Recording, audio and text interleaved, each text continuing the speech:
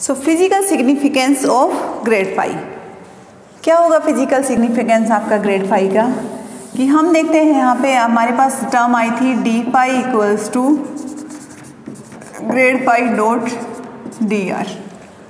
ठीक है, grade phi को हम सिंबल की फॉर्म में भी लिख सकते हैं del phi dot d r. तो डी फाई हमारे पास आया del phi dot d r. इसका क्या मतलब है, देखो यहाँ पे हम डी आर और डेल फाई दोनों हमारे पास वेक्टर क्वांटिटी है। इन वेक्टर क्वांटिटीज़ को अगर यहाँ से रिप्रेजेंट करते हैं तो हम कहते हैं ओके ये हमारा डी आर है, ये हमारा डेल फाई है। So this is your del phi, this is your D R and theta इन दोनों के बीच में एंगल बन रहा है। तो डी आर और डेल फाई के बीच में आपका थीटा एंगल बन रहा है। अगर यहाँ पे थीटा एंगल बन रहा है तो हम इसको क्या लिख सकते हैं, हम लिख सकते हैं अब यहाँ से d phi equals to del phi का मोड इंटू डी आर का mod and cosine of this angle theta. क्यों, ये क्या है यहाँ पे d phi is del phi dot d r, ये क्या है a dot b. A dot b क्या होगा आपका, ए का मैग्नीट्यूड बी का मैग्नीट्यूड मल्टीप्लाई में करके कोस थीटा। और कोस थीटा यहाँ पे कैसे लिया हमने, थीटा एंगल कौन सा है जो इन दोनों कंपोनेंट्स के बीच में एंगल बन रहा है, दिस थीटा एंगल। तो ये हो गया आपका del phi d r cos theta. अब अगर इस डी आर को मैं नीचे लेके आऊँ तो ये क्या हो जाएगा डी फाई, ये मैग्नीट्यूड था तो मैंने यहाँ पे इसको डी आर लिख दिया। This is equals to grad phi cos theta. इसको ग्रेड फाई भी लिख सकते हैं या अगेन इसको मैं यहाँ पे डेल फाई। तो d phi by d r equals to del phi cos theta, ये टर्म हमारे पास आ गई। अब इस टर्म से हम देखेंगे कि जो हमारा ग्रेड फाई है उसका क्या फिजिकल सिग्निफिकेंस है। सबसे पहले अगर हम इसको डिफाइन करना चाहें तो देखो यहाँ पे हमने माना कि if first case if theta equals to zero, theta zero है, थीटा ज़ीरो है इसका मतलब क्या हुआ कि जो डेल फाई है और डी आर है दोनों पैरेलल है, दोनों आपके सेम डायरेक्शन में है।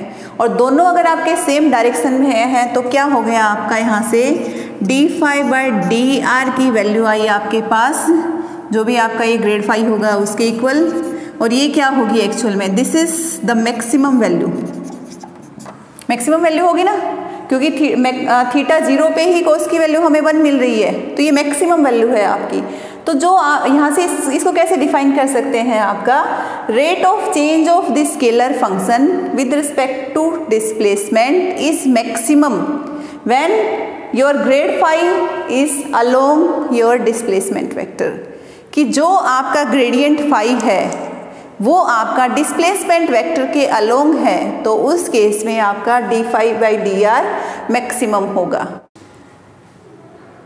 तो यहाँ से हम जो हमारा डेल फाई है, ये ग्रेड फाई है यहाँ पे हमारा, इस ग्रेड फाई को कैसे डिफाइन कर सकते हैं, इस ग्रेड फाई को हम डिफाइन कर सकते हैं कि the gradient of a scalar function phi, जो स्केलर फंक्शन फाई का ग्रेडियंट है that is defined as a vector field having magnitude equal to maximum space rate of change of phi। यहाँ पे this is d phi by dr, तो जो phi का rate of change है वो maximum होगा and having direction identical with the direction of displacement along with rate of change of phi is maximum. कि हमारे पास एक फंक्शन है यहाँ पे phi, इस फंक्शन का हम क्या लेके चल रहे हैं ग्रेड फाई। तो ग्रेड फाई पहले तो हमारा कैसे क्वांटिटी हो गया, this is a vector quantity. तो ग्रेड फाई क्या है, एक वेक्टर है जो कि क्या है, हम ग्रेडियंट लेके चल रहे हैं एक स्केलर फील्ड का, और ये किसके इक्वल है, किसकी टर्म में इसको डिफाइन कर सकते हैं, इसको डिफाइन कर सकते हैं हम अपने फाई फंक्शन का rate of change with respect to displacement, जो कि मैक्सिमम होगा व्हेन आपका डिस्प्लेसमेंट आइडेंटिकल होगा इस रेट ऑफ चेंज की डायरेक्शन में। कि हम कह रहे हैं कि हमारा जो फाई फंक्शन है उस फाई फंक्शन का रेट ऑफ चेंज या फिर उसका ग्रेडियंट फाई जिस डायरेक्शन में है उसी डायरेक्शन में आपका ऑब्जेक्ट मोमेंट करेगा, उसी डायरेक्शन में आपका ऑब्जेक्ट मोशन करेगा, तो उस केस में आपका जो ग्रेडियंट फाई होगा वो इस फाई फंक्शन के rate of change with respect to displacement के बराबर होगा और ये एक्चुअल में मैक्सिमम चेंज होगा कि फाई का जो चेंज है वो इस केस में मैक्सिमम होगा जब आपका ऑब्जेक्ट उसी डायरेक्शन में मूव कर रहा है जिस डायरेक्शन में आपका ग्रेड फाई है।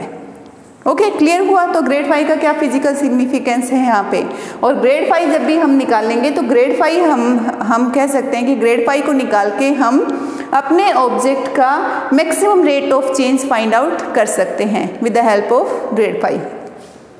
अब जो सेकेंड कंडीशन है वो क्या है, if theta is 90 degree, theta 90 degree होगा तो उस केस में आपका कोस थीटा क्या हो जाएगा, 0। कोस थीटा 0 हो गया तो देखो आपका यहाँ पे करली फाई बाय करली आर ये क्या आ गया, दिस इज इक्वल्स टू 0। तो इसका मतलब क्या हुआ, थीटा 90 डिग्री, इसका मतलब कि मैं कहती हूँ कि मेरा ऑब्जेक्ट ऐसे मूव कर रहा है, ये मेरा डिस्प्लेसमेंट वेक्टर है dr, और जो मेरा रेट ऑफ चेंज है वो मेरा इस डायरेक्शन में है, दिस इज डेल फाई।